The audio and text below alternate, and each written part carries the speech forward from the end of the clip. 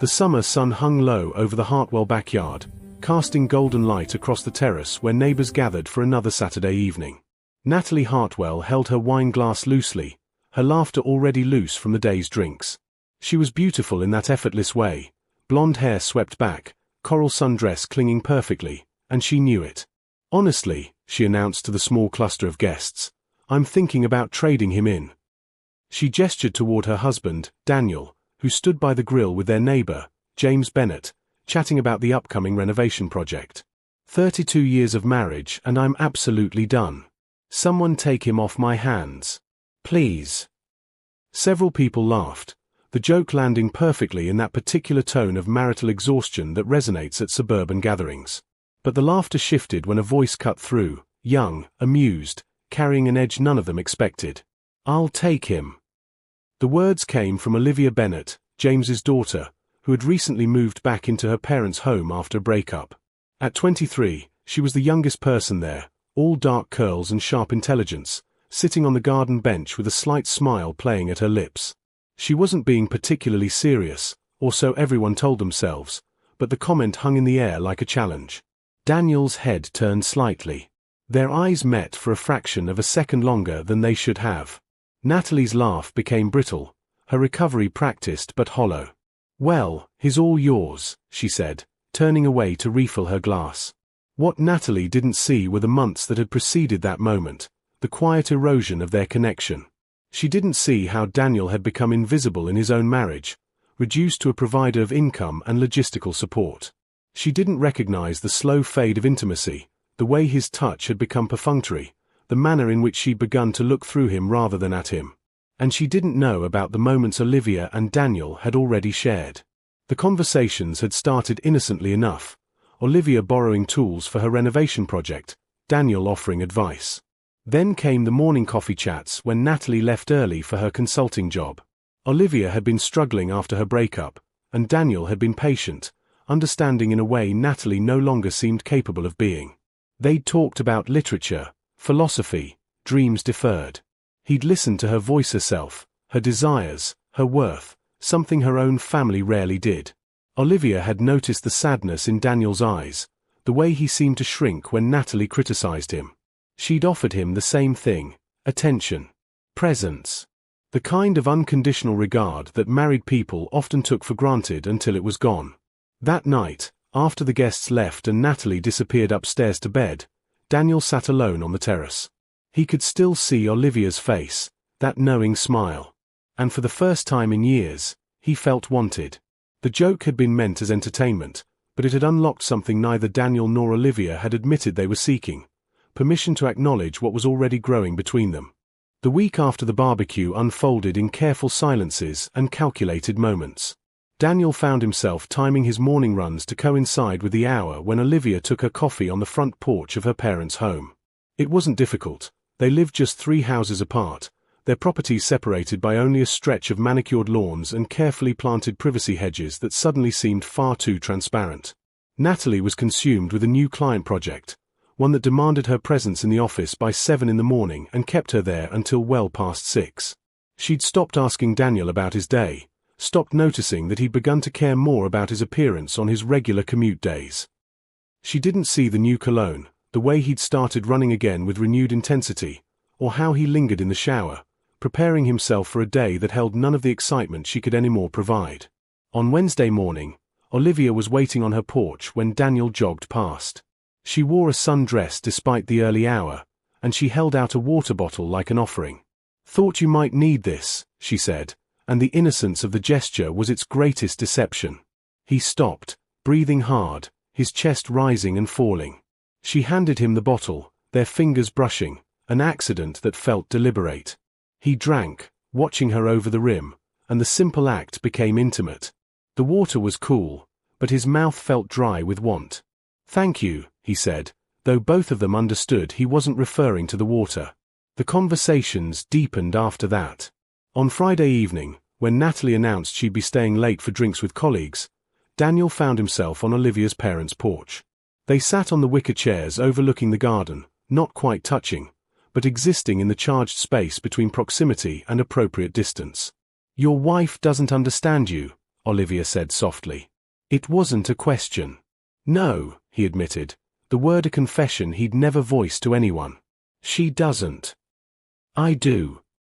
Her eyes held his, and there was a truth in that statement that penetrated deeper than years of marriage vows.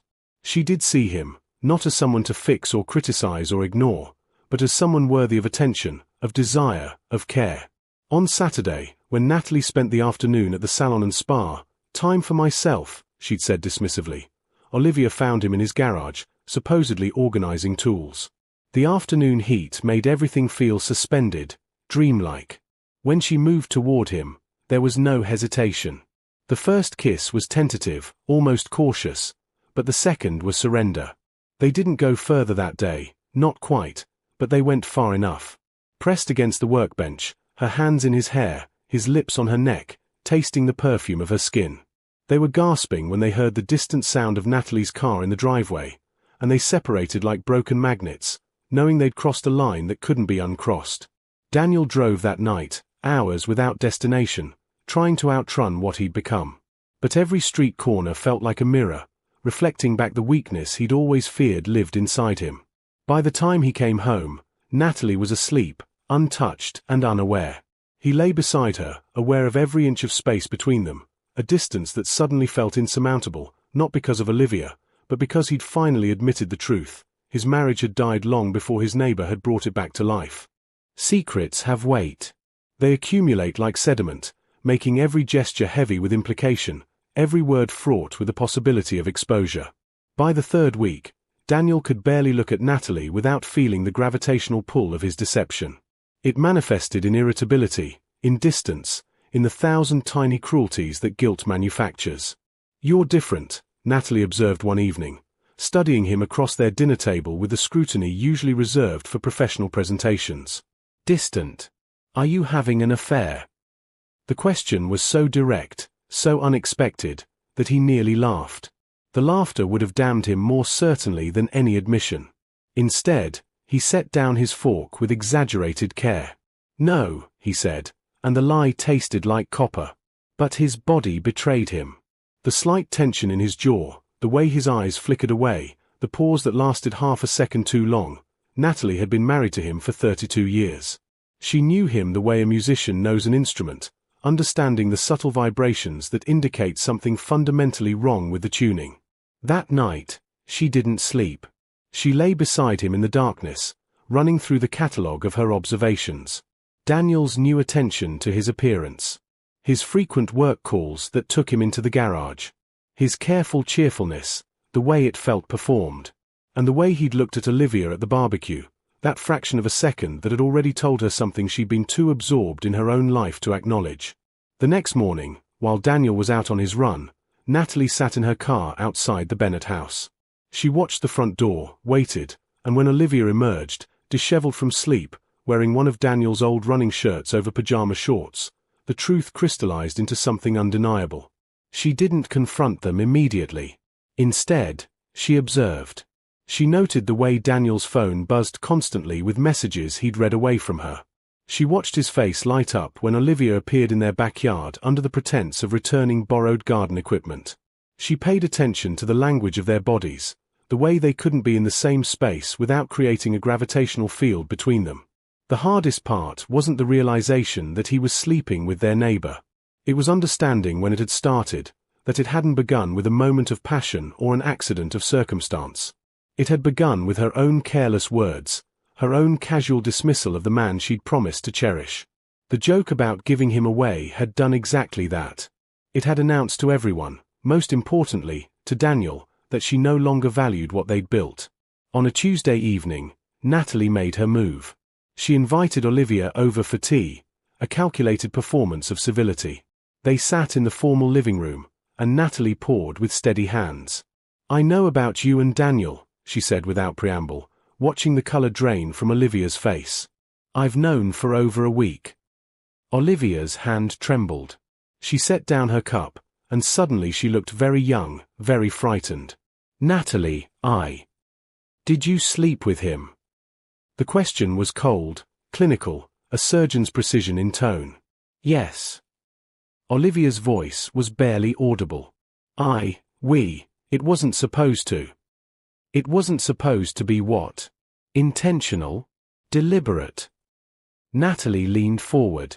You knew what you were doing, Olivia. And so did he.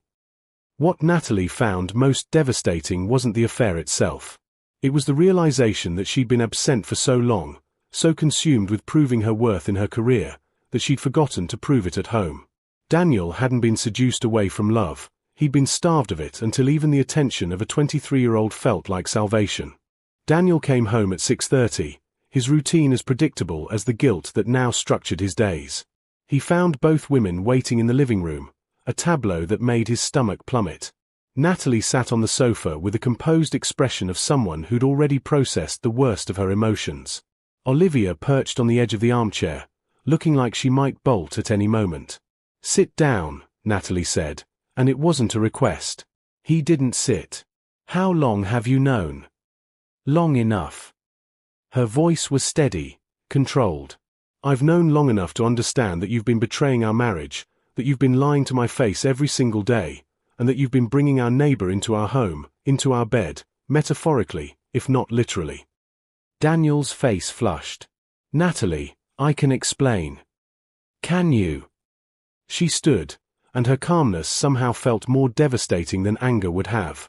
Explain how a man can look at his wife for 3 decades and become so invisible to her that he needs to find validation in someone else? Explain that to me, Daniel. Help me understand how my negligence became your justification. The words weren't accusations, they were admissions. And that was what broke him. Because she was right. His infidelity hadn't happened in a vacuum. It had grown in the carefully tended garden of their mutual abandonment. Olivia made a small sound, and both of them turned to look at her. She was crying quietly, her young face crumpled with realization. I should go, she whispered. Yes, you should, Natalie agreed, her voice carrying a note of pity that somehow stung more than contempt would have. After Olivia left, shoulders hunched, her youth suddenly looking like fragility rather than appeal, the house descended into a terrible quiet. Daniel finally sat, collapsing into the armchair still warm from where their neighbor had occupied it. Were you happy? Natalie asked the question she'd been building toward. With her. He wanted to lie, to protect himself with a kind untruth. But he'd already done enough damage with deception. Not happy, he said slowly. Seen. I felt seen for the first time in years. That's the cruelest part, Natalie said, and now tears came, finally, streaking her composed facade. I failed to see you. And you responded by turning to someone incapable of seeing you completely because she doesn't have the history, the real knowledge of who you are. You traded substance for spectacle. She sat down across from him, and the distance between them felt infinite. I stopped looking at you because I was convinced you didn't want to be looked at. You seemed content with the arrangement, career for you, success for me, and somewhere along the way, the marriage became just the structure that held the separate lives together. Daniel wanted to reach for her, but he'd forfeited that right. What happens now? Natalie looked at her hands. I don't know. But I know that we can't stay in this house together and pretend this didn't happen. I think you need to leave, Daniel. Not forever, unless that's what you want, but long enough for us both to understand what we actually want from each other, and whether any of it is still possible. Daniel moved into a small apartment downtown, a spa studio that echoed with his own emptiness. The first weeks were disorienting, no routine, no structure, nothing but time and the weight of his choices pressing down on him like an ocean. He didn't contact Olivia. She'd been a symptom, not the disease, and he understood that with painful clarity now. The disease was the quiet erosion of intimacy, the way they'd both let themselves become strangers. She'd been a mirror that reflected back a version of himself he wanted to be, attentive, desired, alive, but mirrors were ultimately illusions of presence, not the thing itself. Olivia struggled through her own reckoning. She'd returned to her parents' home devastated by the consequences of her actions, haunted by the image of Natalie's face, not angry, but deeply, irrevocably disappointed. Her mother had barely spoken to her. Her father had asked why she'd been willing to destroy a neighbor's marriage for a man who'd never actually left his wife for her. It was a question she couldn't answer, because the truth was more complicated. She'd been seeking something she couldn't define, and she'd found someone willing to look for it with her. Natalie spent the first month in a strange state of grieving. She mourned not the loss of Daniel, that would come later, once she decided what she actually wanted, but the loss of the marriage she'd taken for granted. She mourned the conversations they might have had instead of the ones they'd both neglected. She grieved the versions of themselves they'd allowed to atrophy while believing the structure was what mattered. By month 2, she began therapy. She examined her own role in the dissolution, the way she'd used her career as both refuge and weapon, how she'd made Daniel feel like an obstacle to her success rather than a partner in it. She'd been so focused on proving her worth externally that she'd forgotten to nurture the space where she was supposed to be someone's priority. Daniel attended counseling too, initially alone, then in careful preparation for the couple sessions that came later. His therapist was patient in helping him understand the difference between genuine connection and the intoxicating feeling of being pursued. With Olivia, he'd been chasing the sensation of being wanted. With Natalie, he'd have to learn to build something deeper, choosing to stay not because he felt desired, but because he chose commitment. For months after the confrontation, Daniel and Natalie met for coffee. Not at their favorite place, that felt too weighted with history, but at a neutral cafe downtown where they could talk without the ghosts of their shared life listening in. "I've been thinking about what you said," Natalie began, her hands wrapped around a warm mug. "That I made you feel disposable." "And I've been thinking about the fact that I made you feel like a failure," Daniel replied.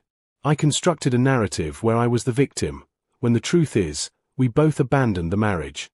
We just abandoned it in different directions." They talked for 3 hours. They didn't resolve everything. They weren't naive enough to believe that one conversation could undo months of betrayal and years of neglect. But they began the work of understanding. Natalie admitted that she'd stopped seeing Daniel because she'd been terrified of what she'd find if she really looked. Daniel confessed that he'd been equally complicit in the invisibility, accepting her indifference rather than fighting for her attention. By month 6, they decided to attempt reconciliation. Not a return to what they'd been, but a conscious rebuilding of something new. They moved back in together, attended couples therapy weekly, and started the difficult work of relearning each other. They never saw Olivia again. She eventually moved away, carrying with her the knowledge of how easily good intentions could become betrayal, how quickly seeking validation could become seeking escape. She would carry that lesson for years, understanding finally that the most dangerous relationships were the ones that felt like salvation because they were usually just elegant avoidance. And Daniel and Natalie learned that sometimes the cruelest jokes are the ones we make about the people we love, not because of malice, but because we've stopped seeing them at all. They learned that betrayal rarely announces itself with passion. It usually begins quietly, in the space between two people who've stopped trying to close the distance. The joke about giving Daniel away had been meant as humor. Instead, it had been a prophecy of what happens when we stop valuing what's within reach, when we allow ourselves to become so invisible that even our spouses believe we're disposable. But prophecies, unlike jokes, could sometimes be rewritten, if both people were willing to see each other again. The end.